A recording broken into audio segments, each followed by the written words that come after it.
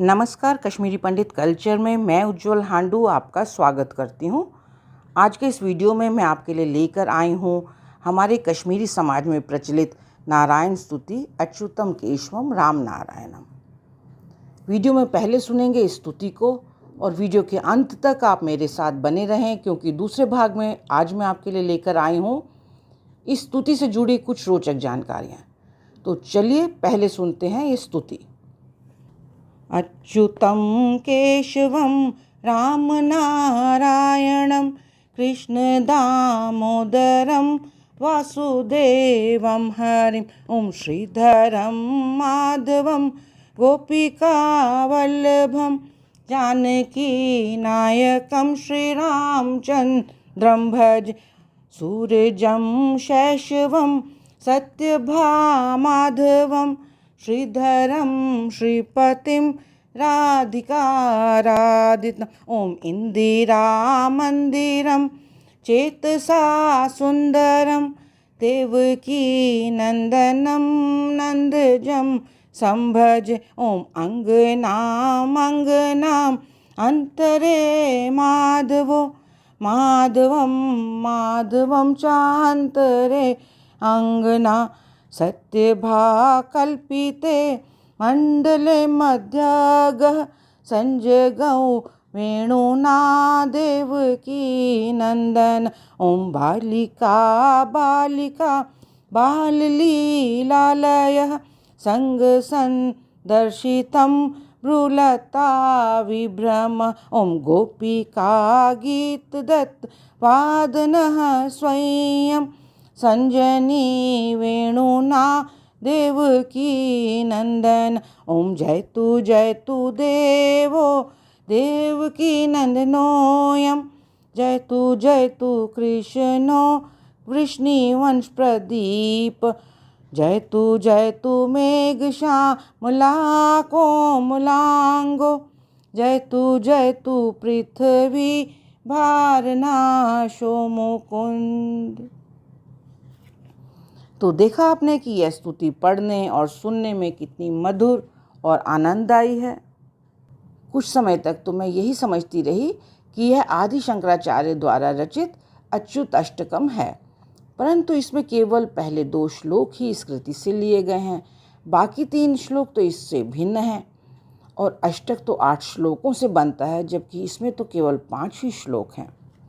मैंने जब ये जानने की कोशिश करी कि यह किसकी रचना है, तो पाया कि यह तो अपने आप में एक पूर्ण स्तोत्र है ही नहीं।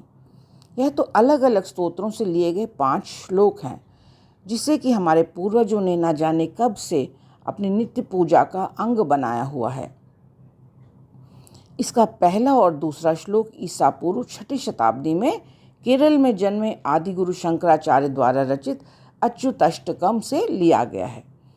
इसमें श्री कृष्ण भगवान की स्तुति अलग अलग नामों, गुणों और रूप द्वारा करी गई है, जैसे अच्युत, केशव, राम, नारायण, कृष्ण, दामोदर, वासुदेव, हरि, श्रीधर, माधव, गोपिका वल्लभ, जानकी नायक, सत्यभा माधव, देवकी नंदन इत्यादि। स्तुति का तीसरा श्लोक अंगनाम अंतरे माधो, ये केरल के कृष्ण भक्त संत कवि श्री बिल्व मंगल स्वामीयार द्वारा रचित है। उन्हें श्री बिल्व मंगल ठाकुर या लीला शुक के नाम से भी जाना जाता है। उनका जन्म 8वीं शताब्दी में हुआ था।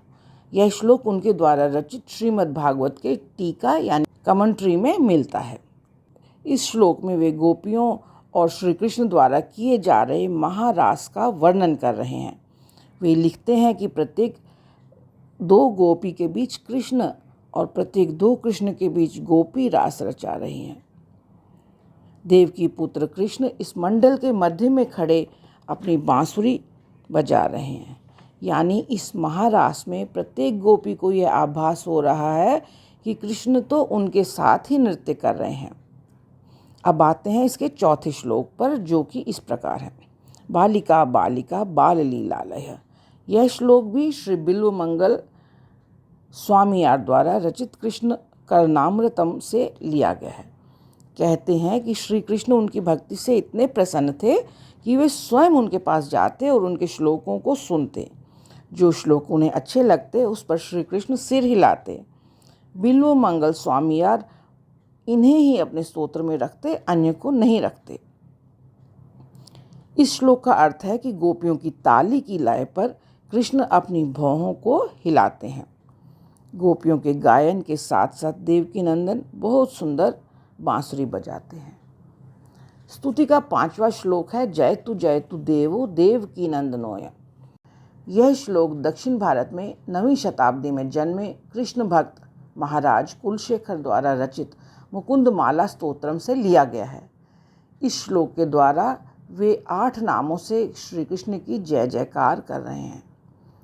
तो देखा आपने कि हमारे पूर्वज सुदूर दक्षिण में लिखे गए इन स्तोत्रों से परिचित थे और उन्होंने अपनी नित्य पूजा में इनमें से एक एक श्लोक को शामिल भी किया था। यहाँ पर मैं यह भी बताना चाहूँगी कि नित्य पूजा में इन श्लोकों के कुछ शब्दों के स्थान पर हम कुछ अन्य शब्दों का प्रयोग कर रहे हैं, जिसे कि हमें ठीक करना चाहिए। तो यह था मेरा आज का वीडियो। आशा करती हूँ आपको पसंद आया होगा। आप इसे लाइक, शेयर और कमेंट कीजिए और मेरे सभी वीडियोज़ को सबसे पहले देखने के लिए मेरे चैनल को सब्सक्राइब करें और बेल आइकन दबाना ना भूलें। एक नए वीडियो के साथ जल्द ही आपसे दोबारा मिलती हूँ। तब तक के लिए नमस्कार।